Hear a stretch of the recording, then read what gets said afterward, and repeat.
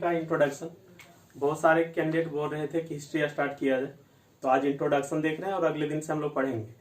इस वीडियो को भी पूरा देखिए, इससे आपका हिस्ट्री के प्रति जो है एक अंडरस्टैंडिंग डेवलप होगा और आपको पता चलेगा कि हम हिस्ट्री क्यों पढ़ते हैं।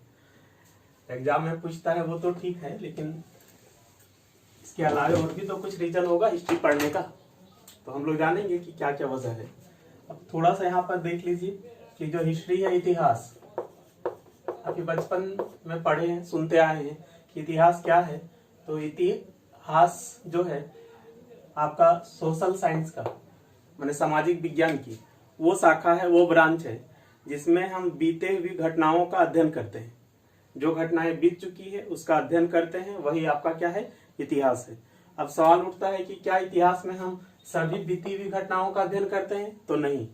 तो किन घटनाओं का अध्ययन करते हैं? तो ध्यान रखिए कि पास्ट में घटित हुए केवल उन्हीं घटनाओं का हम इतिहास में अध्ययन करते हैं जो कहीं ना कहीं हमारे समाज को, मानव सभ्यता को प्रभावित किया हो।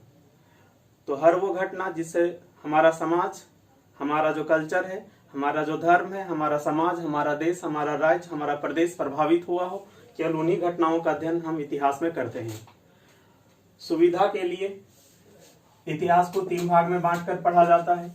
हालांकि एंशिएंट से पहले भी है, जब हम एंशिएंट में आएंगे तो डिस्कस करेंगे। अभी हम एंशिएंट से मानकर चल रहे हैं। तो एक आपका एंशिएंट हिस्ट्री, प्राचीन, और एक आपका मिडिएबल, मध्यकालीन, और एक आपका जो है वो आधुनिक। अब सबसे पहला बात की ये डिवीजन किस आधार पे किया गया है। तो ध्यान रखिए कि ये जो डिवीजन है ये केवल और केवल अध्ययन में सुविधा हो इसलिए किया गया है।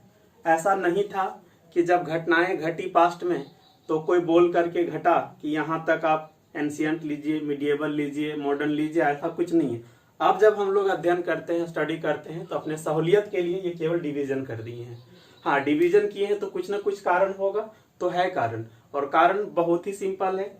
देखिए, जो आपका एंशिएंट हिस्ट्री है, एंशिएंट, इसमें अधिकतर समय जो भारतीय राजा हैं, जो भारतीय शासक हैं, उनका शासन था। खास करके हिंदू शासकों का वर्चस्व था।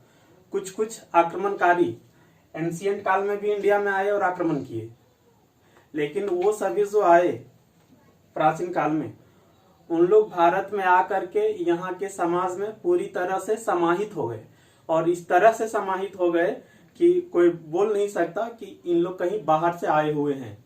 जैसे हम लोग पढ़ेंगे एंशिएंट हिस्ट्री में, तो वहां पे पढ़ेंगे हर्ष, राजा हर्ष, तो उन लोग जो है वो चीन से आए हुए थे। लेकिन यहाँ की जो संस्कृति है, यहाँ के जो धर्म है, उसमें इतना अधिक रच बस गए थे कि उनको बाहरी कहना सही नहीं होता। ठीक है, तो ये चीज समझ गए कि यहाँ भारतीय राजाओं का शासन था, और कुछ यदि विदेशी शासक आए भी तो उन लोग यहाँ की संस्कृति में पूरी तरह से रच बस गए। उन्होंने भारतीय संस्कृति को पूरी तरह से नहीं बदला, बल्कि अपने आप को ढाल लिया भारतीय संस्कृति के परिप्रेक्ष्य में। समझ गए? चलिए, अब इस मध्यकालीन भारत की बात करेंगे। तो इस मध्यकालीन भारत में जो है आपका, भारत में जो है अधिकतर समय, खास करके उत्तर भारत के क्षेत्र में जो है आपका इस्लाम धर्म या कहें मुस्लिमों का शासन रहा है। और 2 बहुत ही बड़े वंश का हम लोग यहाँ पे अध्ययन करते हैं, एक आपका दिल्ली सल्तनत और एक आपका मुगल वंश। तो ये दिल्ली सल्तनत और ये मुगल जो है वो मध्यकालीन हिस्ट्री का सबसे मेन पार्ट है। तो यहाँ पर देख सकते हैं ये दोनों ही जो है इस्लाम धर्म को मानने वाले थे, और इन दोनों ही जो वंश के शासक रहे, इन्होंने भारतीय समाज को पूरी तरह से प्रभावित किया। यहाँ पर हिंदू राजा, यहाँ पर अधिकतर समय मुस्लिम। ठीक है, वैसे दक्षिण भारत में चले जाएंगे तो आपको हिंदू और मुस्लिम दोनों ही शासक मिलेंगे, लेकिन जो उत्तर भारत का बड़ा सा क्षेत्र है वहां पे इस्लाम का मतलब शासन था, मुस्लिमों का। अब यहाँ पर चले जाएंगे मॉडर्न में, तो यहाँ पर आपका जो है मॉडर्न में जो है हम लोग जानते हैं कि जो ईस्ट इंडिया कंपनी है, जो ब्रिटिश है, जो अंग्रेज लोग थे, उन लोगों का शासन रहा है। अब कहां से कहां तक एंशिएंट और कहां से कहां तक मिडिएबल और कहां से कहां तक मॉडर्न माना जाए, ये कोई एग्जैक्ट डेट तो नहीं है, लेकिन फिर भी हम मान करके चल सकते हैं कि आपका 700, मतलब जब अरबों का आक्रमण हुआ 711 ईस्वी तक, 711-12 हम लोग पढ़ेंगे तो जानेंगे, यहां तक एंशिएंट में हम लोग शामिल कर लेते हैं। ठीक है, चलिए यहाँ से आगे तक जो है आपका 1707, कोई कोई इतिहासकार बोलेंगे 1707 औरंगजेब की मृत्यु, और कुछ जो है इतिहासकार बोलते हैं कि जो आपका प्लासी का लड़ाई हुआ था 1757 ईस्वी में, वहां तक। तो जहां तक ले, यहां से लेकर के यहां तक का जो काल है वो आपका मध्यकालीन मीडिएवल हिस्ट्री के अंतर्गत है। कई इतिहासकार जो है 711 से लेकर के 1192-93 तक का काल जो है वो पूर्व मध्यकाल मानते हैं, मतलब मध्यकाल के पहले का समय, और प्योर मध्यकाल ये वाली जो अवधि है इसको मानते हैं। यहाँ पे दिल्ली सल्तनत का स्थापना हुआ था, हम लोग पढ़ेंगे तो जानेंगे। तो जो भी हो, ये माइंड सेट आपका होना चाहिए कि ये एंशिएंट, ये मीडिएवल, और जो आपका 1757 की प्लासी की लड़ाई हुई उसके बाद जब है अंग्रेजों के जहां शासन जब तक रहा, जब तक भारत आजाद नहीं हो गया, तब तक का काल जो है वो आधुनिक है। वैसे अंग्रेजों के यहाँ के चले जाने के बाद का काल भी हम आधुनिक में ही रखते हैं, लेकिन उसको स्वतंत्रता के बाद का इतिहास में हम लोग शामिल कर लेते हैं। तो एग्जाम में हमको इसी 3 पार्ट का अध्ययन करना है, लेकिन एक चीज और अध्ययन करना है यहाँ पे आपका वर्ल्ड हिस्ट्री। हालांकि वर्ल्ड हिस्ट्री से क्वेश्चन बहुत कुछ आता नहीं, थोड़ा बहुत क्वेश्चन आता है, और वर्ल्ड हिस्ट्री से जो क्वेश्चन पूछा जाता है उसका अधिकतर पार्ट जो है वो कहीं ना कहीं दूसरे जगह कवर हो जाता है। हालांकि अलग से भी पढ़ना जरूरी है, हम लोग पढ़ेंगे, लेकिन सबसे पहले जो हम लोग शुरू करेंगे मीडिएवल हिस्ट्री से। बहुत रीजन है मीडिएवल हिस्ट्री से शुरू करने का। यदि एंशिएंट से शुरू किया जाए तो आपको बहुत कम चीज सुना सुना लगेगा, और मीडिएवल से पढ़ेंगे तो बहुत सारा चीज आपको लगेगा कि ये नाम हम सुने हैं, दैट मीन्स फैमिलियर होंगे, इसलिए यहाँ से पढ़ना ज्यादा सही है। ठीक है, चलिए। और मीडिएवल में जो है हम तो बता ही दिए, दिल्ली सल्तनत और मुगल ये 2 मेन है, और शेरशाह सूरी और दक्षिण भारत के राज्य का भी हम लोग अध्ययन करेंगे। चलिए, अब देखिए हम लोग यहाँ पर जानते हैं कि इतिहास ये पढ़ते क्यों है, क्योंकि जब तक आप ये नहीं जानेंगे कि इतिहास पढ़ते क्यों है, तब तक आपका दिमाग एक्सेप्ट नहीं करेगा। जब भी हम कुछ पढ़ेंगे आपको हमेशा लगेगा कि ये क्या बकवास है। तो देखिए क्यों हम लोग पढ़ते हैं इतिहास। देखिए, सबसे पहला तो ये समझ लीजिए कि अभी आप देखते हैं कि जो हमारा समाज है, भारतीय समाज है, या पूरा विश्व को भी आप देख लीजिए, तो कई तरह की परेशानियां हैं। आप देखते होंगे समाज में जातिवाद है, समाज में भ्रष्टाचार है, समाज में जो है वो नक्सलवाद है, समाज में जो है वो आतंकवाद है। तो ये सभी जो परेशानियां हैं, ये सभी जो बुराइयां हैं, इन सभी को यदि खत्म करना है, समाप्त करना है, तो इसके जड़ तक जाना पड़ेगा। दैट मीन्स का क्या रीजन है कि ये सभी आज अस्तित्व में है। आप डॉक्टर के पास जब इलाज करने के लिए जाते हैं तो देखिए आपको डॉक्टर डायरेक्ट दवा नहीं देता है, आपके बीमारी के जड़ तक जाता है। बिना जड़ तक गए कोई भी डॉक्टर सही से इलाज नहीं कर सकता। तो यदि आपको जो परेशानी है उसको यदि खत्म करना है तो उसकी जड़ तक जाना जरूरी होगा। सेम तरीके से यहाँ पे समझिए कि अभी जो हमारे देश में, समाज में, पूरे विश्व में जो समस्याएं हैं उसका जड़ कहीं ना कहीं इतिहास में छुपा हुआ है। तो यदि खत्म करना है तो उसकी जड़ तक जाना पड़ेगा, तो उसके लिए आपको हिस्ट्री पढ़ना पड़ेगा। एक रीजन ये हुआ। चलिए, दूसरा रीजन आपका क्या है? दूसरा रीजन आपका ये है, हम यदि भारत के संदर्भ में देखें तो एक जमाना था जब भारत को सोने की चिड़िया कहा जाता था, आपको पता होगा, और पूरे वर्ल्ड के इकोनॉमी में 50% से अधिक हिस्सा केवल भारत का था। मतलब समझ लीजिए कि पूरे देश में यदि 100 रुपये का यदि अर्थव्यवस्था था, 100 रुपये का यदि इकोनॉमी था, तो उसमें 52 रुपया केवल इंडिया का था। आज तक अमेरिका भी यहां तक नहीं पहुंच पाया। तो इतना अधिक शक्तिशाली, आर्थिक रूप से शक्तिशाली होने के बावजूद भी आप देख सकते हैं कि इंडिया अभी के समय में कहां कितना हम लोग पीछे जा चुके हैं। तो क्यों पीछे चले गए, यहां से पीछे क्यों चले गए? तो इसका जवाब भी आपको यदि पाना है तो इतिहास में जाकर के पढ़ना पड़ेगा कि क्यों चले गए। हो सकता है कि उन सब से हम सीख ले करके आगे कुछ इंप्रूव कर पाए। ठीक है, चलिए, दूसरा रीजन ये है। तीसरा रीजन क्या है? तीसरा रीजन आपका ये है कि आप देखते होंगे कि अभी जो सामाजिक व्यवस्था है, या फिर अभी हमारे देश में जो मोन्यूमेंट है, स्मारक है, जैसे ताजमहल है, दिल्ली का लाल किला है, आप जानते होंगे दिल्ली का लाल किला भारत सरकार अभी भी यूज करता है। तो ये जो स्मारक अभी हैं, जिसका हमारे समाज, हमारे देश के लिए गौरवशाली भी है, तो इन सब का यदि हम संरक्षण करना चाहते हैं पूरी तरह से, तो आपको जानना जरूरी होगा कि ये बना कैसे, मैंने इसके पीछे का क्या इतिहास रहा। आप लाल किला को संरक्षित रखना चाहते हैं, ताजमहल को, तो इसके हिस्ट्री में तो जानना पड़ेगा, बैक में तो जानना ही पड़ेगा। अब बोलिएगा इसे क्यों हम संरक्षित करके रखेंगे। देखिए, प्राचीन जो स्मारक है उसको हमें संरक्षित करना इसीलिए जरूरी है क्योंकि हम लोग जानते होंगे कि जो कोई भी देश है उसके इनकम का एक बहुत बड़ा सा सोर्स आता है, बड़ा सा भाग आता है पर्यटन से, टूरिस्ट से। और जब यहाँ पे स्मारक वगैरह होंगे ही नहीं, आप यदि उसे संरक्षित करके रखेंगे नहीं तो कम पर्यटन होंगे ना, कम पर्यटक आएंगे। और इसे संरक्षित करके रखेंगे तो अधिक संख्या में पर्यटक आएंगे, तो इससे देश को तो डायरेक्ट जो है आर्थिक लाभ होगा ना, जो देश है उसको फायदा होगा। जब आएंगे बाहर से तो यहाँ के लोगों को रोजगार मिलेगा, सरकार को जो है वो रेवेन्यू प्राप्त होगा। तो ये सभी हैं, और भी बहुत सारे कारण दिए जा सकते हैं, ठीक है। और एक चीज और यहाँ पर ध्यान देना है कि ये हिस्ट्री में जो कुछ भी हम लोग पढ़ रहे हैं ये सच्ची घटना है। एक आध ऐसी घटना है जिसमें विवाद है कि ऐसा हुआ या नहीं हुआ, बाकी अधिकतर घटनाएं जो है वो सच्ची है, घटित हुई है। हालांकि 100% हम नहीं कह सकते कि वैसा हुआ ही हो, लेकिन ऐसा हुआ हो ये मानकर चलते हैं। तो यहाँ पर सच्ची घटना है, हम लोग सच्ची घटना पढ़ रहे हैं, ठीक है।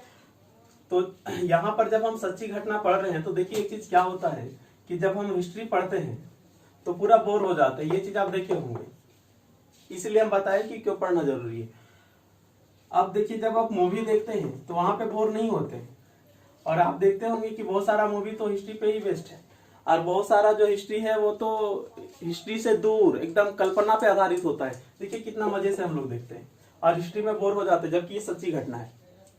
आप हिस्ट्री का बहुत सारा ऐसा घटना उठा कर लीजिए जो मूवी से थोड़ा सा भी कम इंटरेस्टिंग नहीं है।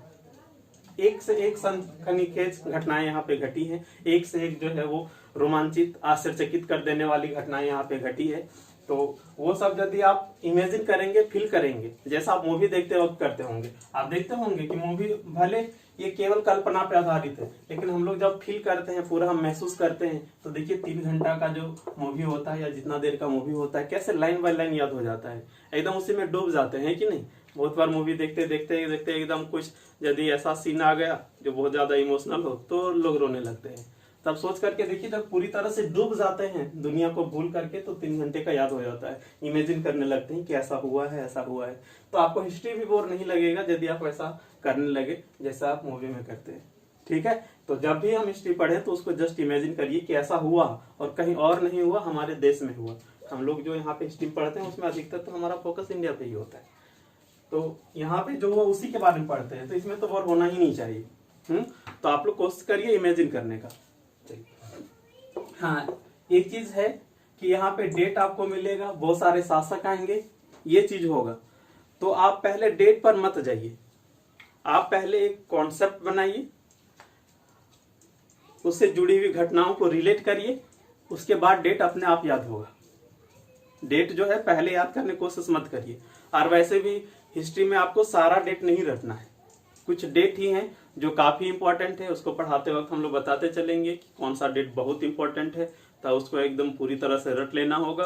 कुछ लेस इंपॉर्टेंट है वो भी बताएंगे, और कुछ ऐसा है जो आज तक कभी पूछा ही नहीं, ठीक है। तो बहुत सारा डेट भी आपको यहाँ रटना नहीं है, बहुत सारा तो नहीं रटना है, ठीक है। चलिए, अब हम यहाँ पे बता रहे हैं आपको कि आप जो है मेरे पढ़ाने के बाद, मैंने वीडियो देखने के बाद आप अपने से क्या कर सकते हैं ताकि आपको थोड़ा सा लंबे समय तक याद रहे हिस्ट्री। तो एक तो आप इमेजिन करिए, पहली बात। दूसरी बात ये करिए कि आप क्या कर सकते हैं कि नोट्स बनाइए। वैसे नोट्स तो हम अपलोड करेंगे ही, और यदि उस नोट्स का यदि आप बना लेते हैं ऑडियो, ये कोई बड़ी बात नहीं है। आप नोट्स को पढ़िए और ऑडियो बना लीजिए एक बार, उसको आप मोबाइल में रखिए और बार बार उसको चलाइए। और नहीं तो आप वीडियो को भी बार बार चला सकते हैं, खाना बनाते वक्त, खाते पीते वक्त भी वीडियो को बार बार चला दीजिए। खासकर हिस्ट्री तो एक बार में तो याद होगा नहीं सारा, तो वीडियो को बार बार चलाइए, पहली बात। दूसरी बात क्या है आपका कि यूट्यूब पे बहुत सारा ऐसा वीडियो पड़ा है जो नॉन एजुकेशनल है, माने एजुकेशन से जुड़ा हुआ नहीं है। तो उन सभी यदि आप वीडियो को देखते हैं जो हिस्ट्री से जुड़ा हुआ है, एजुकेशन वाले किसी चैनल पे आपको नहीं मिलेगा, वो अलग चैनल पे मिलेगा आपको। बोल कहाँ मिलेगा? कुछ आपको जो है BBC पे मिल जाएगा, कुछ आपको राज्यसभा पे मिल जाएगा, और कुछ और भी चैनल है वहां पे आपको मिल जाएगा। उन सब चैनल में देखिए, जो हिस्ट्री से छोटा छोटा सा क्लिप या छोटा छोटा सा घटना जो अपलोड करता है उन सबको देखिए, उससे आपको बहुत ज्यादा बेनिफिट होगा, बहुत ज्यादा। आपका जो है एक इमेज बन जाएगा। जैसे अकबर है तो अकबर के बारे में इमेज बन जाएगा, शेरशाह सूरी का एक इमेज बन जाएगा, ठीक है। कुतुबुद्दीन ऐबक, मोहम्मद गौरी, मोहम्मद बिन कासिम, सबका एक इमेज बन जाएगा। तो जब इमेज बन जाएगा तो फिर याद रखना बहुत आसान होगा आपके लिए, अब कंफ्यूजन भी नहीं होगा, आपका दिमाग एकदम ढल जाएगा उसी में, ठीक है। तो ये सारा देखिए। अब जिनको ये सब वीडियो नहीं मिल पाए, यदि आप नहीं ढूंढ पाए, तो आप जो है इस नंबर पे व्हाट्सएप करिए, ग्रुप है, आप ऐड हो जाएंगे।